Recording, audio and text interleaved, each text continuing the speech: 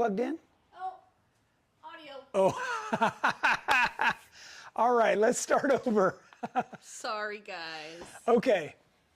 Hello, GenRight Nation. I'm Tony Pellegrino, and this is Tech Talk. Tech Talk is something we do every Wednesday, 5 o'clock Pacific Standard Time. And thank you for joining us. We are here to talk about everything Jeeps, how to drive them, how to build them. It's my favorite subject. I'm sure it's yours if you're watching. So thank you for joining us. Tech Talk is also a live show where I talk about my experiences and I share those experiences both driving and on products and vehicles. So, and all the associated parts. So happy to answer questions. You simply type in a question into the comments as a comment and include as much information as you can. Okay?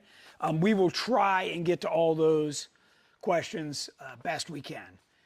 And let's see. Please turn on your subscribe button and your notifications. So subscribe to GenRight YouTube channel and turn on your notifications. That way you won't miss any of these live Tech Talk shows. If you missed last Wednesday's live Tech Talk, we were in Sand Hollow at the GenRight rally, where we were there for the whole week. And you'll definitely want to go back and watch that one. It's on YouTube as well. Today's show is going to be talking about wheeling the Rubicon.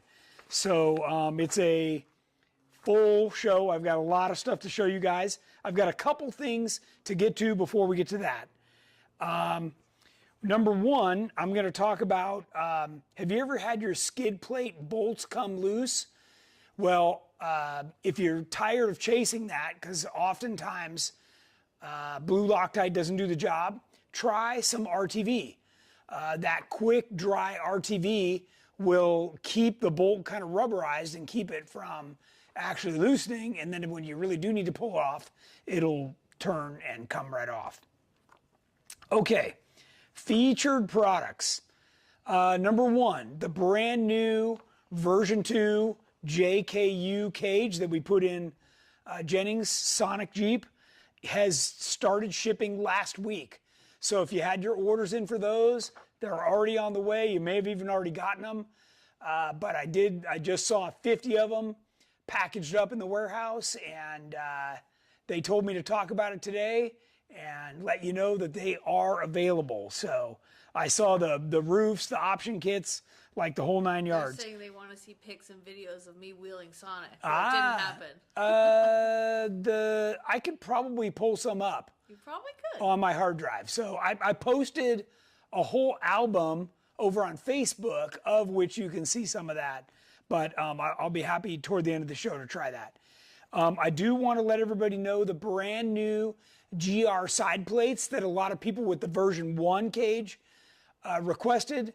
Those are also being made and packaged right now. So those will be available. You can order them on the website and get those shipped to you. The JLU, our JLU cage with the one touch option is now shipping as well. So for those of you that had pre-orders on those, they're on their way. The other thing I want to remind everybody is we do offer you that you can order a cage fully welded from us. It's welded in a jig. That is then shipped to you. It's not cheap and it does take more time. So just call in and talk to one of the guys and they can give you a quote on that. But you can get them from us fully welded. Next thing is we came up with some brand new trim panels. By the way, all these new things can be found in our new products page over on our website. Trim panels for the JL cages so you don't have to trim the plastic. And that's a nice option. If you want to go that route. They're laser cut and formed aluminum, and they fit in our cages really nicely. Next thing, we just ran another batch of Stage 1 JK Elite suspension kits. The guys just told me that they're back in stock. So we had a good run on those, sold them all out. So they just made more. If you didn't hear about it, another new product is our rocker extension for both our standard rocker and our mini boat side. So if you did our TJ to LJ or just a stretched LJ kit, you can now buy a chunk of the rockers, weld it onto however much you stretch your Jeep instead of having to buy all new rockers. Those are now available on our website too. I saw some of those shipping today. Here's a great deal for you. If you've been looking at our TJ or LJ GST 2053 or 2054, we have those in stock with aluminum skid plates, which used to be an upcharge. They're now including that for free. So if you want to call in, you can order those, and there's no charge on that aluminum skid plate upgrade. That's a great deal. That's a couple $100 value right there. Here's another good deal. I'll kind of call them a flash sale.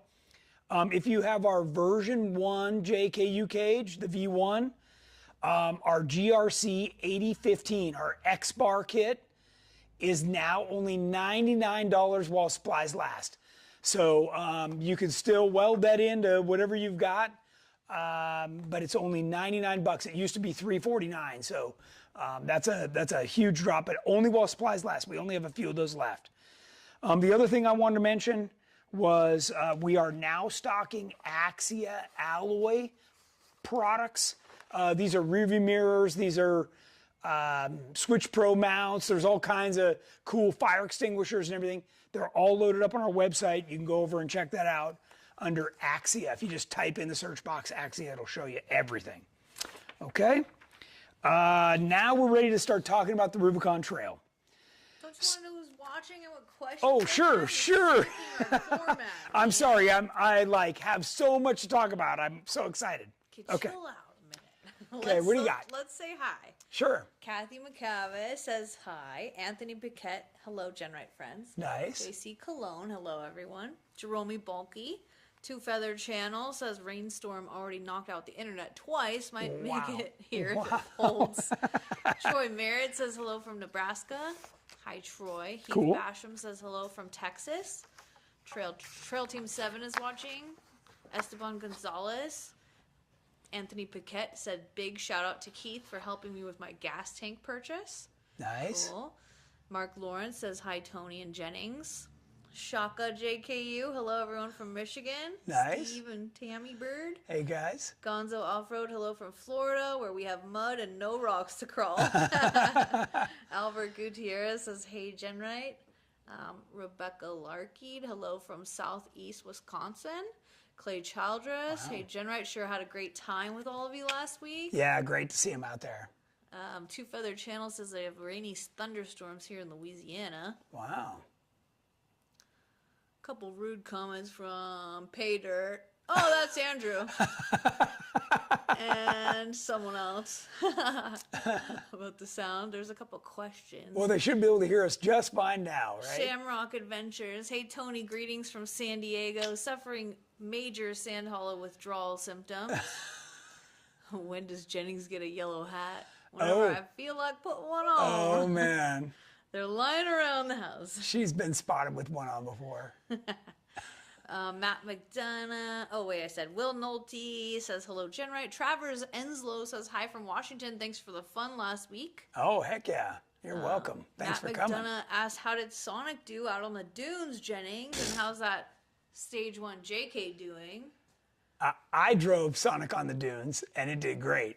And Jeff drove Sonic on the dunes. And Jeff did. And I tried to drive Sonic on the dunes, but I couldn't shift it into third gear, and the engine was screaming, and I got terrified, and I just stopped and cried and called for Jeff to help me. And he did. But he did fine. I rode passenger, and he drove great out on the dunes. Yes. So it's me, not my Jeep. Nice Little Jeep says hello, GenRight. Amy and Bobby Cleveland say hi. Hi. Dan Beaver Max Construction said saw Sonic wheeling at the waterfall. That's right. That's right. Nieces says skid bolts loosening up on all mine are seized. Big problem. That is a big problem. How do you fix that? What do you do? So you got a couple options. I would definitely spray some PB Blaster, on there to try and get them to become unseized.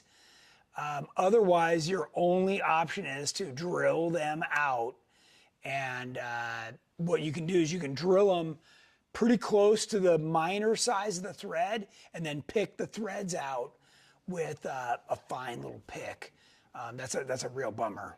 It takes a ton of time to fix that. And then once you get all that out, I chase it with a tap, or you got to get rid of that whole thing and weld in a new insert. So, Oh dear. yeah, it's a big job. Texas JKU, does version 1 roof fit version 2 JKU? No. Oh, No, I gotta get a new one. I got to get a new one. But here, I do want to tell you guys something. So when I drove Jennings' Jeep this last weekend, it was the first time, right, since the cage was powder coated and everything and installed. First off, I thought the red would drive me absolutely bonkers. I didn't even notice it. Oh, you're answering my question. Okay. Oh, is that your question? Did somebody ask that? Yeah, it's my Jeep. Well, you can answer that too. But I'm giving my opinion, right? Yeah. You can give yours. As I was driving it, I was thinking, this is more visibility than my JL.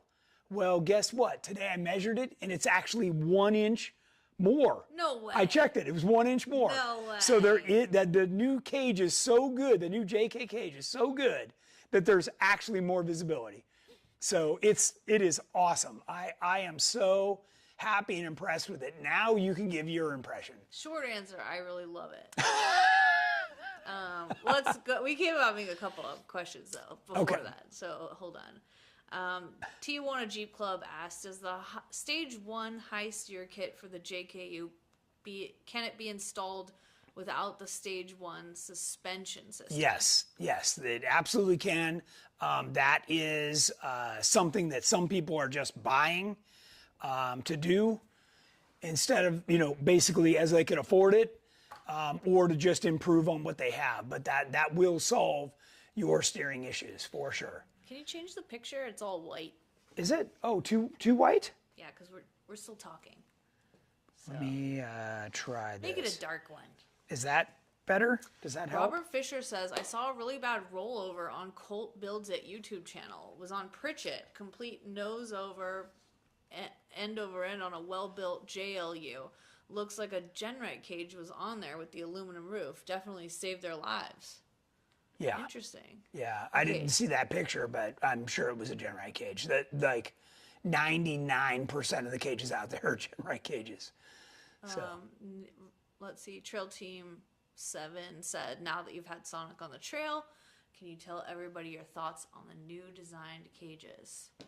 Sure. Yeah, come on over. You can come all the way over to here. We got cords running, so sure. Tell Sure. them. Hi. Hi. Well. You're gonna have to kind of use my mic, so that's okay. fine. Yeah. Hi. Okay, so tell them about what you think. Not the short and sweet I rolled my answer. Jeep onto the roof in 2018. Yeah, not now. This is a while ago. It was super slow motion, but I bent the stock roll cage down like significantly, and I was told back then if I didn't get a roll cage, a secondary one, that it would not survive a second rollover at any speed. And I looked into cages, like a rock hard one, I think, a couple other ones, not a GenRight one, because none of my friends at the time had one. So I felt like really claustrophobic in all the other cages, and I felt like I couldn't see over the dash bar into the street, and it made me very panicky, and I never was willing to get a cage in spite of, needing it to save my life in case of another roller. She's a smaller person, and she already jacked up her seat. You had your seat as high as it can get. So I didn't want one. Yeah. But I am so in love with it. It took all day before I even realized that I'd been wheeling with it and didn't notice it. Yeah. At the end of the day, when I was driving off the trail on the street, I was like, oh my gosh, I've had this all day and I didn't even notice it one time. It's really great visibility and I love it. And it looks good. And I have the little badge one of front. 100. Yes, it's so cool. And the GR side plates. I love it. And what did I just put in today? Oh, I got a cage, like a, what do you call it? Cargo tray. rack. A cargo rack. Yeah. It's so cool. Yeah. So I love it. I highly recommend it. I wish I'd had it 6 years ago. Well, but I lived. You just got the first Only one rollover. of the new ones. So Okay, there you go. And can they see this right here? Because I just put a brand new worn winch on it, the VR series. That went on there too. Oh, and I forgot to give our guy at GenRight a shout out. Oh yeah, that was great. While we were out there at Sand Hollow, he's got some great air downs that you can set the pressure. They're really nice. They're actually, you unscrew this little thing. It's way too small for you guys to see, but they're all laser marked with what the pressure is, and then you just thread it back in and screw it on your tire, and you're good to go. They come in a nice little case. Then he's got this like really high-end tire gauge. Can you pick up the tire things again? Because I had it zoomed out. Oh. Let's show them close up. Yeah, well, it's really hard to see, but basically you unscrew it like this, and then you find it's laser marked with the pressure you want, and you just thread this little thing down. 5 pound increments, I think? Yeah, and then you thread this back in, and then you're good to go with that pressure. We tested it. We did. And we drove with them, yes. They deflated, and we thought we lost them because I have 2 valve stems on each wheel. But we didn't lose any. No, and they stopped great. at 10 pounds. They did. Like we said. Perfect, right where we wanted them. And then he offers this really nice tire pressure gauge. So we're going to become a dealer for these guys and for GenRight, and you'll be able to buy this stuff. It's a really nice product. I told the guy I have one of those tire pressure things on the dash, and I'm kind of anal. Like, I want them all to match. It bugs me when it's like 11, 11, 11, 12, or whatever. Yeah, when one's off, yeah. I'm sure there's someone else. So I'll do a separate tech talk on that stuff, but I did want to give him a shout out while we're talking. Sean Flaherty says, hey, from Simpsonville, Kentucky. Okay. Laura Coda says, hi. Hi, Laura. Hi, Laura. Jerry DeRimple says, hello. I had so much fun at Sand Hollow. Looking forward to Big Bear. Awesome, Jerry. Awesome. Cool. I don't know if I saw his name on the list, but that's great. Polly says hi from Simi. We're in Simi. All right. Nice. Mark Lawrence said Axia Alloys has some great cage claps. They do. Really nice. It's claps. Clamp. Oh, clamps. Clamps. Yeah, their product is definitely GenRight quality, so you guys will be happy with that. They're made over in Arizona, so good stuff. Robert Lavoie says, had a blast at Sand Hollow. It was nice to meet, Robert, some of these people we've been watching and haven't met yet. Yeah, we didn't talk about Sand Hollow, but we had customers from like Michigan, Virginia, Louisiana, Mississippi, Minnesota. It was awesome. They were from all over Washington State. Yeah, everywhere. It was really cool to see everybody. Alfred Ramirez says, I have limited V1 V-bars as well. Rick Turner says, my TJ GenRight gas tank took some hard hits in Moab. Barely scratched it. Everyone was super impressed. Nice. Baja Jeeping says hi from Baja. There you go. Gainesville, Florida, Jeep fam. He has a question. How do I get rid of the JL lean? I have coilovers in the front, and I have to run a lot of preload on the right side to keep the Jeep level. Yeah, so, when you're looking at the back of a Jeep, right, when you give it gas, especially when you're in low range, the vehicle torques down on the right side, mostly in the rear. Plus, you have your tire carrier, so if you have a tire carrier and you open it, right, it leans on that rear corner as well. So adding preload is the right way to do it to get the vehicle to kind of be level. A sway bar will also help that, but you know, I'm not a huge fan of sway bars. They give you what we call sway bar whiplash. It says it's like 2 inches. 2 inches. Wow, that's a lot. So you might want to look at what you have in your Jeep. Is there more weight in that corner in addition to the torque of the engine? And you may need to go up on spring rate. That's a possibility. Remember, every 50 pounds of spring equals 1 inch of preload. So you can easily fix that. Laura Coda says, I wish I could put the GenRight side badge on my cage. So you can. So that's a brand new product in our new products. That little kit, you can add it on. That's one of my favorite things. Get it. Let's see. Jerome Balky, is there a list for Big Bear? So there's a sign up that you can get on. And I printed out and emailed everybody where we're meeting, what time, all the details. Oh, Alfred Ramirez is Alfie from here. Yes, of course. Thanks, Jerome. He's like, he's a GenRight guy. I'm like, oh. I was like, who is this guy? Yeah. That's funny. Thanks. Yeah.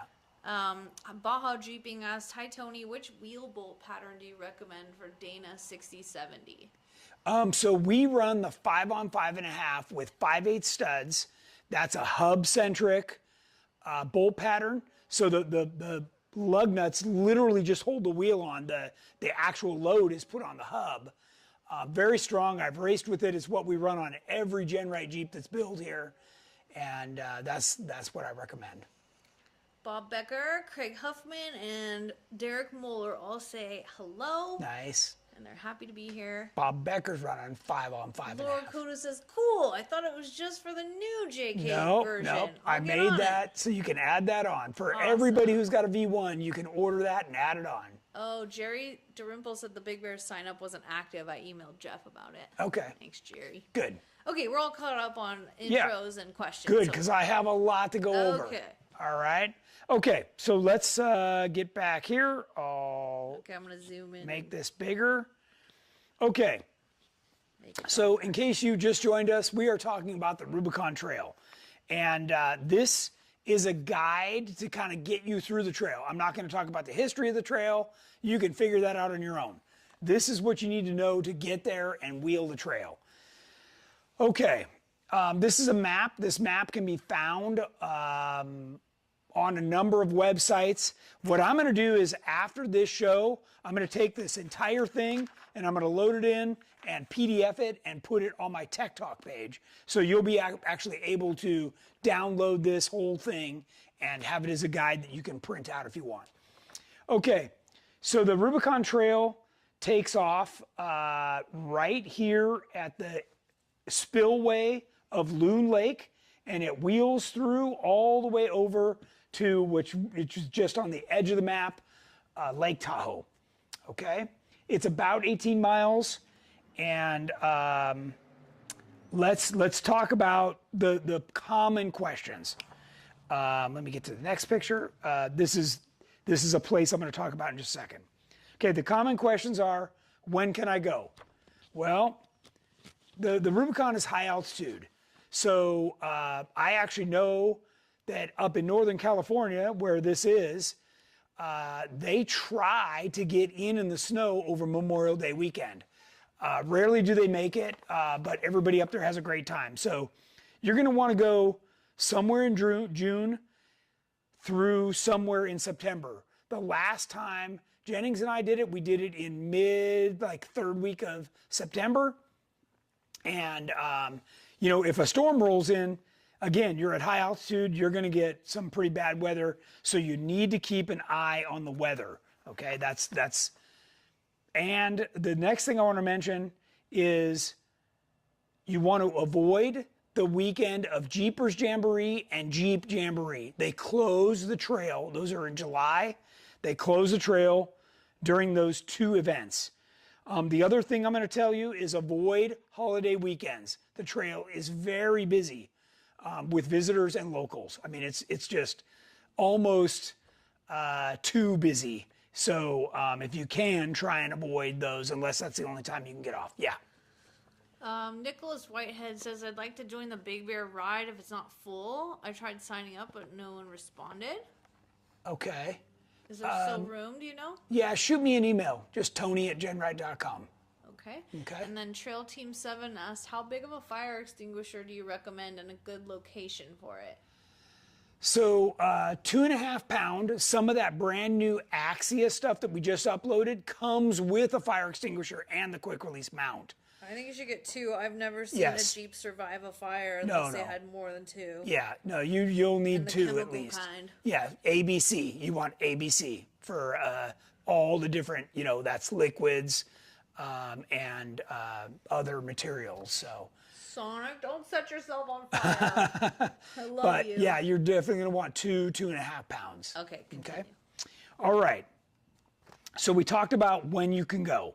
The next thing is what to bring. So this depends on how many days you plan on going, how many people you're bringing. Here's what I can tell you. Do not overpack. You are going on a trail. And the more stuff you add to your Jeep, the less stable it's going to feel, okay?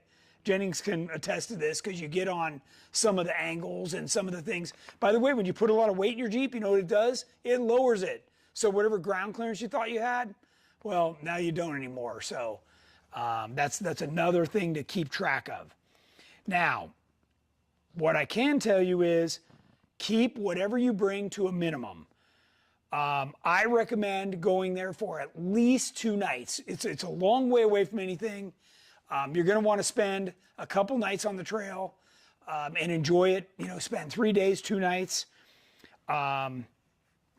You are camping where I'm going to recommend that you camp, which would be Buck Island and Rubicon Springs, near a lake or near a river, so you're near water. And but you need to remember you are on your own. There are no services whatsoever when you go out there unless you go out during a jamboree. So you're going to need to bring everything you need to eat, cook, you know, the whole 9 yards, just as if you were camping remotely.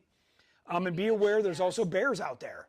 So, you know, you've got to be smart about what you're bringing, how you're packing it, or you'll get a visitor. Mark Lawrence says they're going to try and go Memorial Weekend. Yeah, it's supposed to be fun. I've never done it. I've always wanted to try and Sounds fun. Jam my way in during the snow. Okay, next thing, be prepared. And what I mean by that is you can have good weather where it could be hot, and you could have bad weather where it's going to be cold. Rain, snow, I've had it all while I'm there. The trail starts at 6,000 feet and goes up to as much as 7,000 feet. And I can tell you, even in the dead of summer, it is cold at night, okay? So you want to be prepared for that. Now, here's my recommendation. The last time Jennings and I went in, we went in on 35-inch tires. So I'm going to say 35s, lockers, you need a winch, you need a spare tire, you need spare parts for your Jeep, you need tools, you need to know how to work on it. And remember, you are out there by yourself. You may get some good Samaritans driving by that would be willing to help you, but you really need to be self-sufficient, okay? And the bigger the tire, even going to a 37, is going to make a difference on how your experience is on the trail, okay? Next thing I'm going to tell you Well, is... they have a couple of tips to add. Sure, sure. Sam Walker says later in the summer is less crowded. Best time is from Tuesday after Labor Day until you can't stand the weather. Yes. Nice little Jeep says duck farts are a must around the campfire. Oh boy. Is that Dennis? Bob Baker says no bacon. Yeah, that'll attract the bears. Two Feather Channel says big bears out there. Yeah. Craig Huffman says pack it in, pack it out. Yes, for sure. And Laura Coda says good thing I have that GenRight 35-gallon tank, so I won't have to worry about gas on the That's Rubicon. right. Truth. And when we say pack it in, pack it out, we mean everything. Okay. Every If you have a little single portable toilet, that means you're packing everything. You poop out Everything. everything. Okay. They do have some. What would you call those little outhouses? Yeah, you they know, have porta potties. they have some. They're. I don't even like going in them. They're nasty, but whatever. Okay. All right. Now we're getting to where the slide is. Number one, when you come in off Highway 50, Fresh Pond. There's a Chevron station there. That is the last fuel you can get. Stop there, top off. Okay. Do not miss it. And do not forget to bring your motorized dinosaur floaties. Oh boy, yeah. Like me. Well, certainly bring a swimsuit, but a lot of us like to bring inner tubes and rafts and, in her case, motorized stuff. I'll show a picture of the lake we go on. Okay. Once you fuel up off Highway 50, you turn onto Ice House Road. There's only one direction you can turn. Just get on Ice House Road and start climbing. From that turn, it is 37 miles to the trailhead, and it is uphill. You are climbing. In a motorhome, you're going to be going 15 miles an hour. In a Jeep, you might be able to go 30 miles an hour. It is a climb. So you're burning a lot of fuel. I don't want you to think, oh, Tony, like that's no big deal. I got, a lot of fuel. Trust me, you're going to want to carry extra gas. And it's 37 miles if you don't get lost, okay? There are a lot of turns. If you're not paying attention, you're gonna get lost. So you really need to pay attention. Like I said, I'm gonna scan this whole thing and put it on a PDF on my Tech Talk page so you can download this whole thing. Okay, the picture I'm showing you right here is Ice House Resort.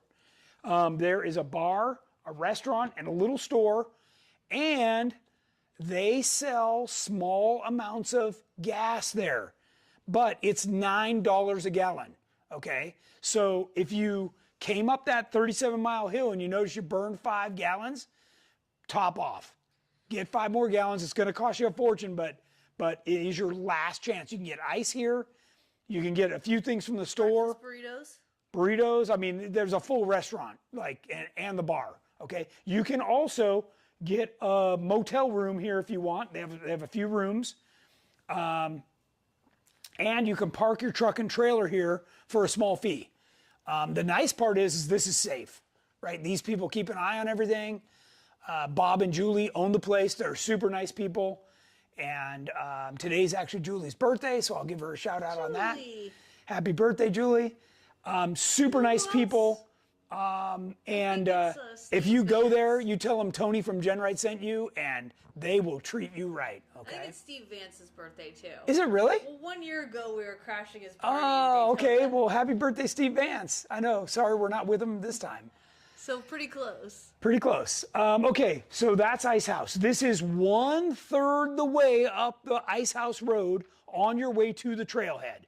So if you realize last minute you forgot something, you can get it here. That little store has the small propane cans, a sleeping bag. They have tents. They have a lot of supplies in the little store, including food. So this is your very last stop. I'm warning you. You drive by this, that's it. You're not going to see civilization for the rest of your trip. Okay. Sam says, don't forget about the road construction on Ice House this summer. Yes, it seems like there's always road construction up there. That will delay you. Okay, now you're going to be driving up to Loon Lake, and you're going to drive around Loon Lake to what's called the spillway. Okay, you're going to go across 2 dams as you come around, and this is actually the trailhead right here. Okay, I think this sign says, this is it, or that one does, and again, it's not super obvious if you've never been there, but you drive up this granite right here, you go over the other side, and then you drive over toward the gatekeeper. Okay, if you have one of the trail apps, that will be very helpful for you here. I did look it up on Google Earth. Google Earth does have how to get to this trailhead, so that's an option too. Oh, Michael Costin says Friday's my 50th too. Oh, nice, nice. Happy birthday. Congrats. Nice little Jeep says the meatloaf at the Ice House is phenomenal. Did you know that? Like everything I have at the Ice House has been phenomenal, including the desserts. So yeah, burgers, now I'm excited fish, chicken, meatloaf, everything's great. Fettuccine Alfredo I've had is amazing. So this is a trip that we took 2 years ago in my budget YJ on 35s. Jennings was on 35s. Josh was on 37s. We had a whole group of Jeeps, but we have done it on 35s. Jennings, did you hear the sound of depreciation with your 35s? Yeah, I sold it right after that. I also gouged out the door. So that's why I'm saying 35s are the bare minimum. You're going to get people that say, oh, I've done it on 33s. They haven't done it lately, okay? It's got plenty big holes. And if you are doing it on 33s, you better have a co-driver that's willing to get out and throw you rocks like mad, okay? So just word of the wise. So like I mentioned, we built the budget YJ. The entire reason we built that was to show people for 10 grand, you can build a Jeep with the right parts and go wheel the Rubicon. Now Craig has it and he loves it. That's right. It's so cool. Yep, Craig Colbert. Okay, so as I mentioned, Jennings was with me. She did it in her Jeep on 35s. That is a Rubicon JL with the stock suspension. All she did was put on our fenders and bigger tires, and she was able to get through it. And really, the damage wasn't that bad. It just sounded bad. No, it was just little scrapes and stuff. Yeah. Okay, this is where you air down as you come across the dam, you air down here, and then you proceed onto the trail. Okay.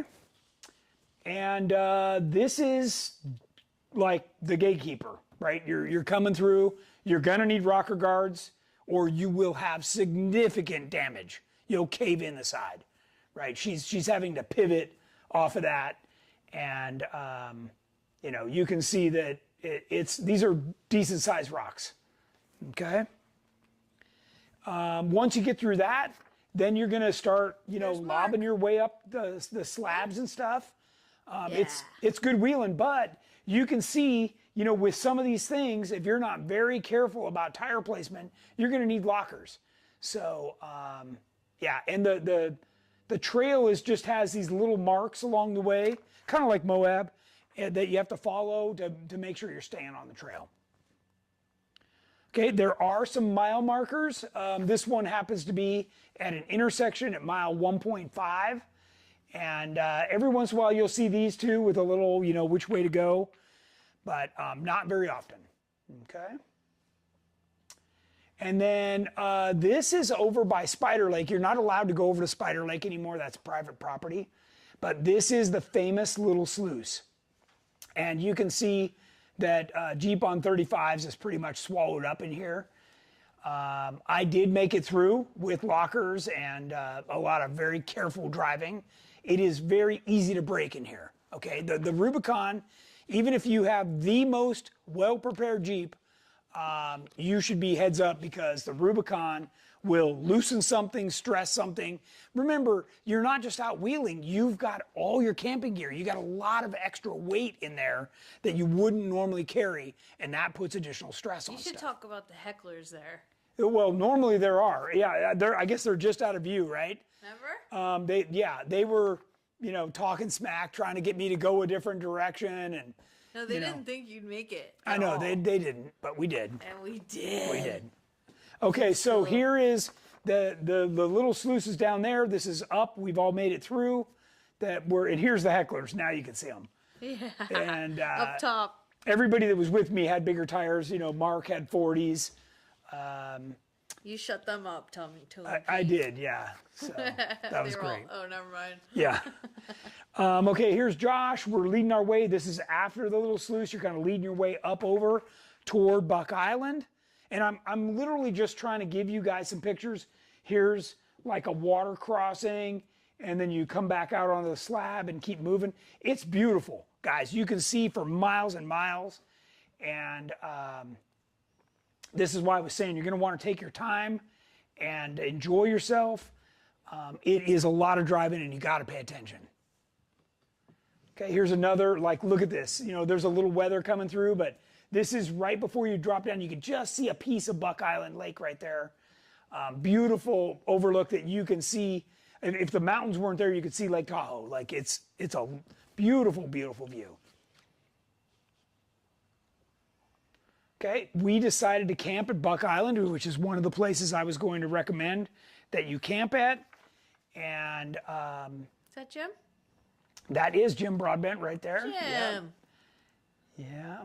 And Mark Lawrence and his wife, and I think that might be Josh over there. We had a number of people with us. It was a super fun trip. So I think that's Chris's Jeep right there.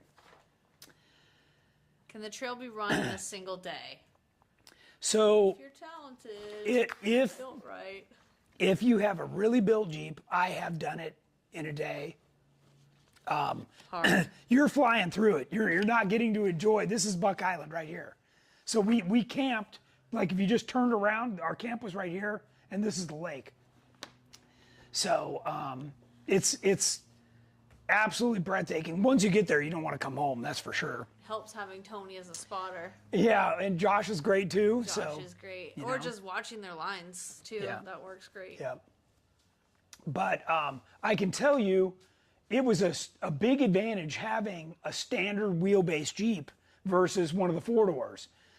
Because you're able to like slip through everything. So that for me, it was a lot of fun. I had a great time. Joe Ellis has a question. Yeah. LJ Legend Stretch. When setting up the links for the first time, how much threads are showing? Maybe 2. to be on the jam nut. I want as little showing as possible.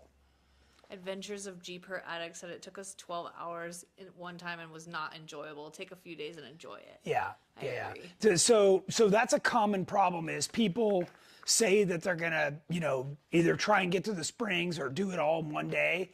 And if anybody in the group has trouble, you're not making it. And then that usually means you're ill prepared, right? Because you didn't bring as much stuff thinking you were gonna get through. It's So not as fun. yeah, I mean, you So drove beautiful. for us, it takes a day just to drive up there. Yeah. So why not stay for a couple and enjoy it? Again, these pictures I chose were to show you logs down on the, trees down on the trail, rocks.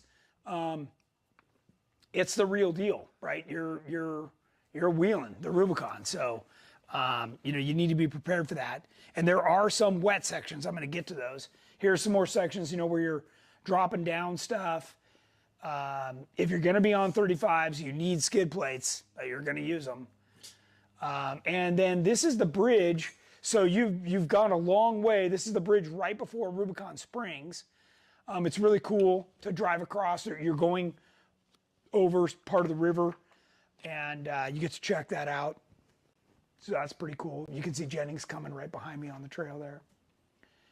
And then once you go over that bridge, you got to go through this narrow squeeze. If you're not careful and you have a top, you'll hit it on the rock. So you need to be paying attention as you come through. By the way, the dirt or dust that you see on these rocks is very slippery. Like if you get out and walk on that, you're likely to land on your butt. So you need to be real heads up as you're out there. Iconic for sure. Here's a good example. Every once in a while, a little bit of water pools up, but this is Rubicon Springs. Now, if you plan to camp here, they charge you per day, per vehicle. So this sign has the fees on it, and it's not a big deal. It is very nice. Reasonable. Very reasonable. This is where Beautiful you're going to find bathrooms. Yeah. And if you were to come during a jamboree, this is where they feed you. There's a live band. There's a whole bunch going on. Swimming. Yeah, this is like what it's all about. That's one of the events that I go to is Jeepers Jamboree. Not Jeep, but Jeepers. And this is super, super fun here. And packed. And packed. And they cook you breakfast, lunch, and dinner, so you don't have to bring any of that. It's such Okay? good food. It's really good. Okay, this is our camp spot there. You can see there's water coming down here. There's a waterfall here. This is a river that opens up into like a little lake where you can go swimming or floating or whatever you want to do. This is beautiful. You hear that waterfall, and it is peaceful and beautiful. This is also where you're most likely to get a bear visit. So you do need to be heads up about what's in your tent, what's in your Jeep, how you're packing it, how you're saving it. Question? Yeah. McDonough, if you trailer your rig out there, is there a trustworthy place to keep your rig and trailer? Yes. Okay, so that was way back here. I pointed that out here. So did you zoom in here?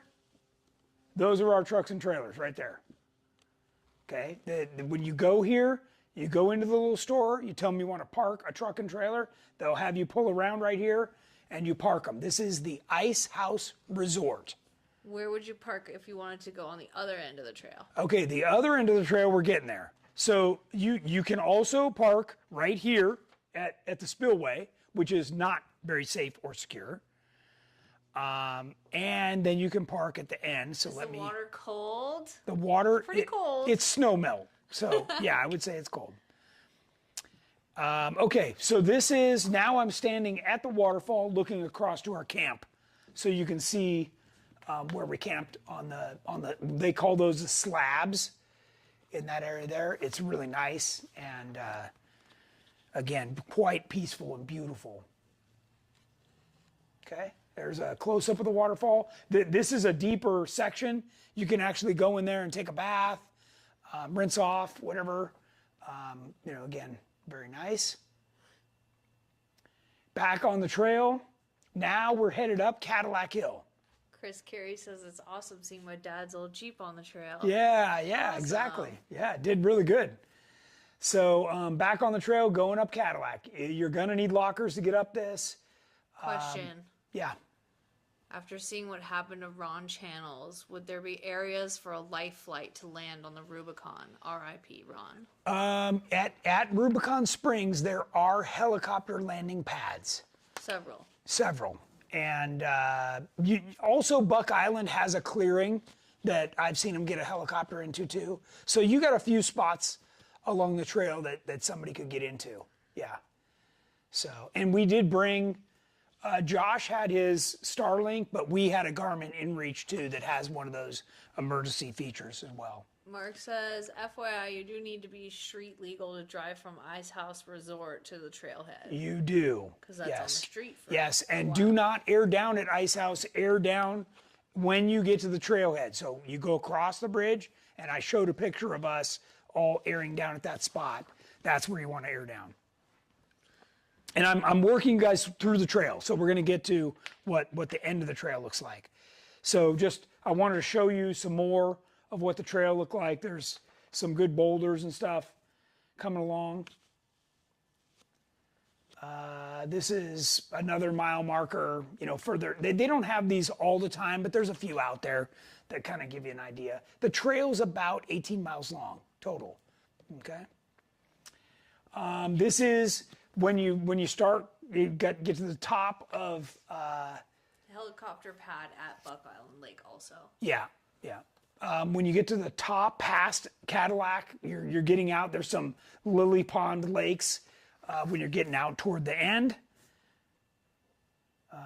This is out of sequence, but another good example of the trail. More trail. More trail. I mean, it's, guys, if you're looking for a challenge, it lives up to its name. I can't remember, did we go out the Lake Tahoe way that time? We did, and I'm going to talk about why, okay? So again, you can see, how 35s were really kind of the bare minimum.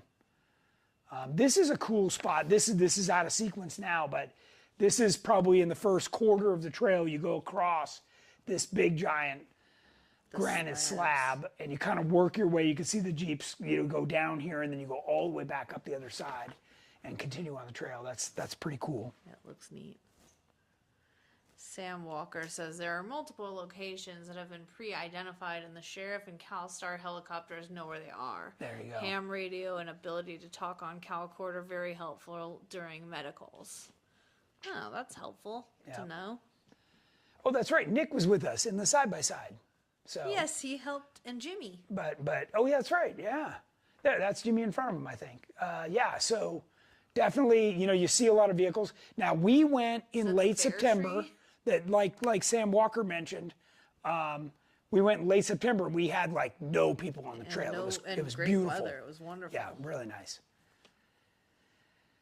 So again, just more on the trail, lots of trees. What's Bear Tree? That one was? No, I don't know. Rick Fisher said, I think I see Bear Tree. Oh, maybe. What's Bear Tree? I don't well, there's Cell Phone Tree and Bear Tree. They're marked, as you go along the trail.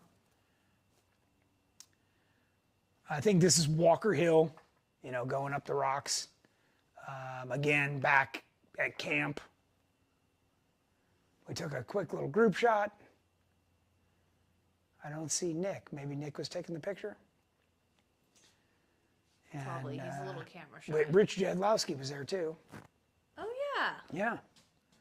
This was a couple years Okay, ago. so this is the end of the trail, right where it meets the pavement at the parking lot. And the next picture is the parking lot. Okay. We made it. So, for those of you that were just asking about trailering, this is a popular area to drop your truck and trailer. This is on the Tahoe side of the trail. And if you're going to leave a truck and trailer because you plan on doing it around, which means this, right? That you're going to go all the way around the trail, okay? If that's how you plan to do it, this is 150 miles, okay? And remember, I told you at the beginning, you climbed Ice House Road, so it's a long way. Is that what we did? That's what we did. And when you get out, when you leave this pavement right here, it's 20 miles to the closest gas, Okay. I was so relieved after finishing the trail. Like, I didn't even notice that I was a long way. It just Yeah. seemed like easy. Yeah, so this is where you're gonna, we stopped here to air up, and then you got 20 miles to get to the closest gas, okay? So that's something you should, I took a picture of the little YJ next to Lake Tahoe to prove that we made it all the way through the trail. The first time I did the Rubicon in Sonic, I had a stock, well, I still have a stock gas tank, but I went so slow, we went so slow because of me, that I had like no gas and the gas light was on for the whole last day because it took us like 4 days to get through the trail. Oh my, oh my. But I actually made it on fumes to the gas station at the end. So it is possible, even if you're a really bad new driver, on one tank. Yeah. The second, third, fourth times, it was like half a tank. Yeah, or just bring a gas can, you know. I would have if I had known that I was going to be that. I'm advising everybody to bring if it's your first time and you don't know, bring a gas can. Yeah. Because if you need to right? if you need to try and bum gas off somebody on the trail, if you can find somebody, they're probably going to want a pretty penny for it. So Better be a girl. okay, this is the road. 4 high or 4 low? Oh, where? For the trail. Oh, low the entire time. Low the whole You time. never shift out of low. Yeah. Okay. Yeah, the only time you're in high is back on the road. And this is the road that you drive on around Lake Tahoe to get to the gas. Stephen Waterman loved the Rubicon last July. Yeah, us too. Okay. Let me see if I missed anything about, we talked about where to park. I gave you 3 places: Ice House Resort, the trailhead, or at the end. Okay. Also, I've had it on those trips on the Rubicon with friends when we weren't totally prepared with extra parts. One of us lost a battery and didn't know how to handle it, and then we waited and finally saw someone coming from Rubicon Springs and told them, and they like drove back to Rubicon Springs and called around and found us a battery, and we paid for it, and they brought it right to the Jeep. And so sometimes you can get that kind of help out on the trail if you ask. Sometimes, and they were there on a busy weekend. Yeah. So there was a lot of people coming and going. So obviously, if there's a lot of people around, you're more likely to find a serpentine belt or a battery or an alternator or a starter. I'm telling you, bring all that stuff. And right? Sam says, if you're stuck, you're on your own. Helicopters are only for medical Correct. emergencies. That's exactly right. What tire pressure do you run, David Morecast? When I was on the 35s, I think I ran 10 or 12. Remember, you're heavy, right? Like normally I wouldn't run that high of pressure, but you got a lot of weight in the vehicle. I carried a welder, like I had everything with me. So it was super heavy. Is the Rubicon Trail one way? It's not, but most people only run it up to Lake Tahoe. If you turn around and go backwards, it is twice as hard. So forget doing it on 35s backwards. Like that's like a 40-inch tire venture or bigger. Oh, come on. Who did it? What? Me. Backwards? No, not backwards. Well, I have 37s when I did it. You didn't go backwards with us, Yes, did you? huh? Oh, yeah, on 37s. Yeah. Okay. And a lot of spotting. A lot of spotting. Yeah. Yeah. I got stuck a couple times. Yeah. Is the Rubicon Trail one way? Oh, you just asked that. Michael Costin. Okay, I'm going to tank a 150-gallon tank off the truck. Can we fab it into the JL tank? That's going to add a lot of weight. Did you say what tire pressure you run? I did.